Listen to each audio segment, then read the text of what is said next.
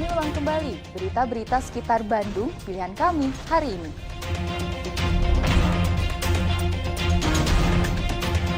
Sungai Citarum meluap, banjir kembali merendam 1.500 rumah warga di Kabupaten Bandung.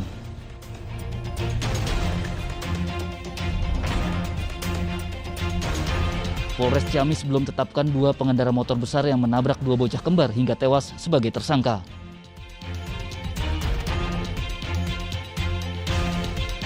Cuci mata dan isi perut di galeri dan kafe bernuansa mobil klasik di Lembang, Bandung Barat.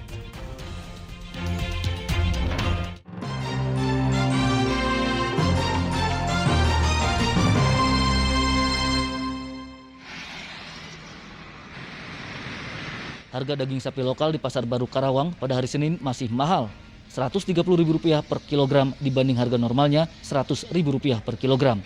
Kondisi ini akibat harga sapi dari para peternak mengalami kenaikan serta sulit mencari sapi lokal.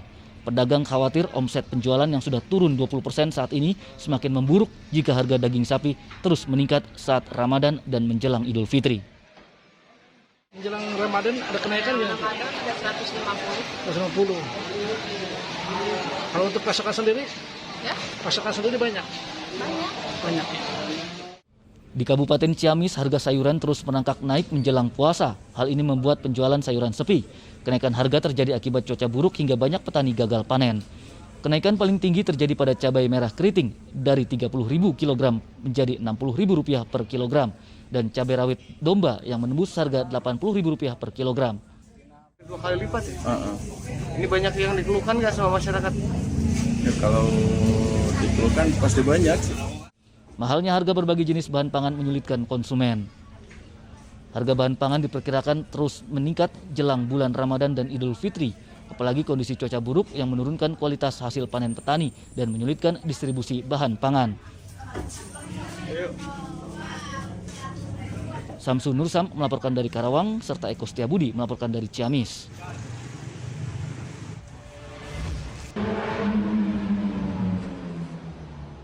Pekan pertama setelah dihapuskannya kewajiban menunjukkan hasil tes PCR dan antigen bagi penumpang kereta, terjadi peningkatan jumlah penumpang sekitar 12,5%. Pada hari Minggu tercatat 3.630 penumpang melakukan perjalanan dengan tidak melakukan tes PCR ataupun antigen. Sedangkan sepekan silam jumlah penumpang yang diberangkatkan hanya 3.225 penumpang dari stasiun Bandung. Para pengguna kereta menyambut baik pelonggaran syarat perjalanan ini. Mempermudah buat orang-orang yang pengen pulang kampung ataupun yang pengen healing jalan-jalan gitu, nggak tahu ya. Udah itu sih dari aku. Mbak ini sendiri mau wisata atau pulang kampung sih? Wisata. Ini tadi saya nyoba antigen katanya nggak usah.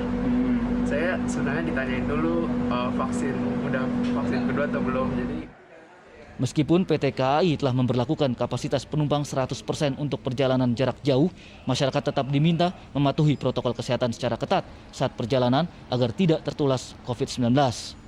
Muhammad Rizal melaporkan dari Kota Bandung. Silakan duduk, tunggu untuk yang Vaksinasi COVID-19 oleh pemerintah Kabupaten dan Polres Majalengka pada Sabtu pagi menyediakan 2.500 dosis vaksin bagi masyarakat. Selama ini kerap ditemui warga yang ingin disuntik vaksin namun tidak membawa kelengkapan dokumen kependudukan seperti KTP. Untuk bisa mengakomodir warga, polisi telah menyiapkan mobil unit identifikasi biometri yang bisa mencocokkan sidik jari atau pindai retina mata warga dengan pusat data kartu tanda kependudukan milik Kementerian Dalam Negeri yang terintegrasi dengan data vaksinasi COVID-19. Vaksinasi juga akan terus dilakukan pada malam hari saat bulan Ramadan karena pencapaian vaksinasi tahap kedua di Majalengka belum 70%. Aparat Polres Subang turun ke jalan dan gang pelosok kampung Kelurahan Karanganyar, Kabupaten Subang untuk menjaring warga yang belum disuntik vaksin. Masyarakat yang tidak bisa menunjukkan bukti vaksinasi disuntik setelah dinyatakan layak oleh tenaga medis, termasuk pedagang sayur keliling yang sempat bersembunyi karena takut disuntik. Guna menarik minat warga, polisi menyajikan jajanan gratis dan paket sembako bagi peserta vaksinasi. 3 ruang pelayanan penyakit dalam yaitu THT, paru dan mata di Rumah Sakit Kota Banjar ditutup sementara sejak hari Senin pekan silam karena tenaga medis serta para dokter terpapar COVID-19. 145 tenaga kesehatan dan dokter yang terpapar COVID-19 menjalani isolasi mandiri sehingga pelayanan medis di rumah sakit terganggu paling tidak selama sepekan. Kini, klinik THT dan mata bisa beroperasi dengan tenaga medis pengganti, sedangkan klinik paru masih tutup karena dokternya masih menjalani isolasi mandiri. Tim Liputan melaporkan.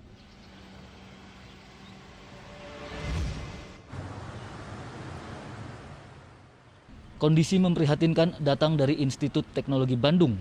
Forum Dosen Sekolah Bisnis Manajemen atau SBM ITB Bandung menyatakan tidak lagi mengajar para mahasiswa sejak 8 Maret 2022. Mahasiswa diminta belajar mandiri di kampus ataupun daring.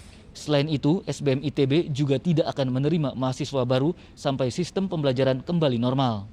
Semua ini adalah imbas konflik berkepanjangan setelah Rektor ITB mencabut hak swak kelola SBM ITB tahun 2003 tanpa pemberitahuan dan kesepakatan dengan seluruh pihak yang berkepentingan.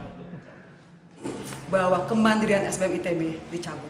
Maka tanggal 8 Maret, Forum Indonesia SBM menyatakan sikapnya bahwa aset bangsa dan kemandirian SBM di mana perjuangan, perkembangan dari SBM ITB untuk menjadi sekolah tinggi, sekolah bisnis manajemen yang bertaraf internasional di Indonesia akan terhambat. Orang tua dan mahasiswa menyelesaikan kejadian tersebut dan mendesak permasalahan segera diselesaikan. Kami menuntut pihak MUA ITB akan segera menyelesaikan masalah ini.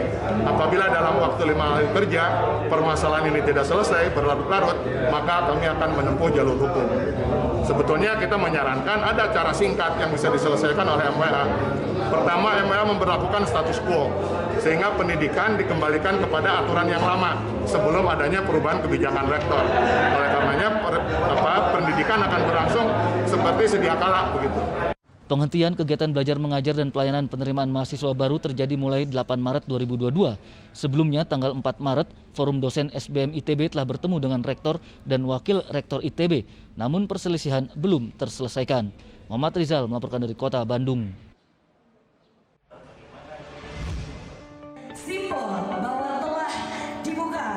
Banyaknya objek wisata di kawasan Lembang, Kabupaten Bandung Barat bertambah dengan dibukanya salah satu resto unik berkonsep galeri kafe.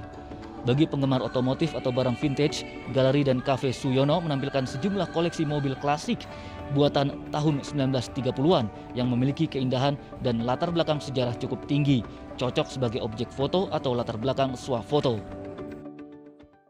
Konsepnya yang pasti unik ya. Di sini ada koleksi mobil-mobil unik, terus ada sepeda ontel zaman dulu gitu.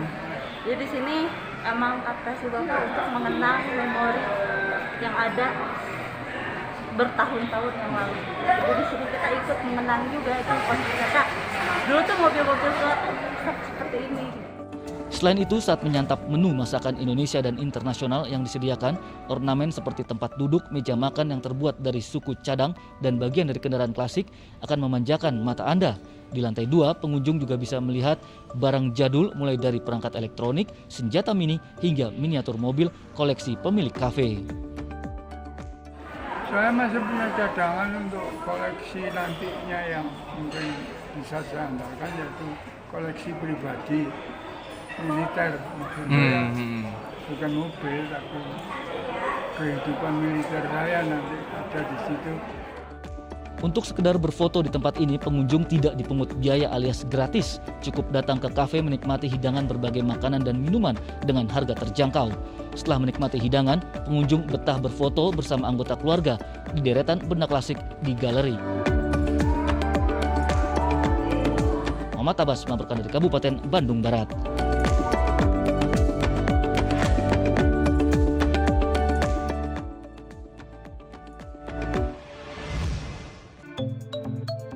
TV anjeun masih kena tabung.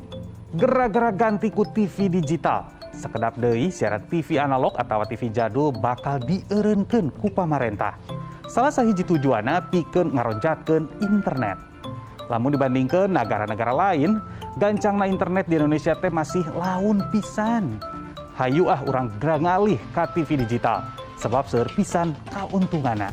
Sinyalna stabil, suantena langkung jernih, janten moal aya deui sirem dina TV. Teras anjeun tiasa oge ningali jadwal tayangan jeung diatur oge tayangan sesuai ku batasan yuswa. Ejeung urang ge bakal meunang paringatan mun aya bencana di sabuderan urang. Wih, mantap pisan pan. Tapi patorasana kedah mayar atanapi henteu sih? Kedah atuh siaran TV digital ieu teu kedah ngangge kuota. Tur teu butuh biaya bulanan alias haratis. Nah, pasoalana pikeun narima siaran digital tecekap ngangge antena UHF anu biasa urang angge.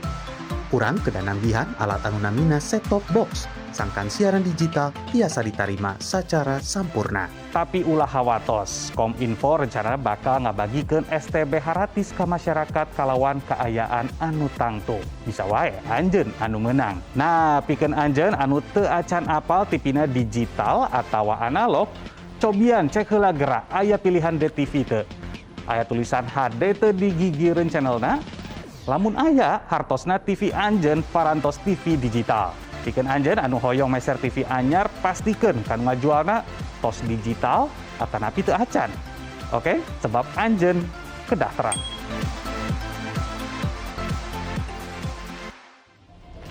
Saudara, informasi tadi mengakhiri jumpa kita pagi ini.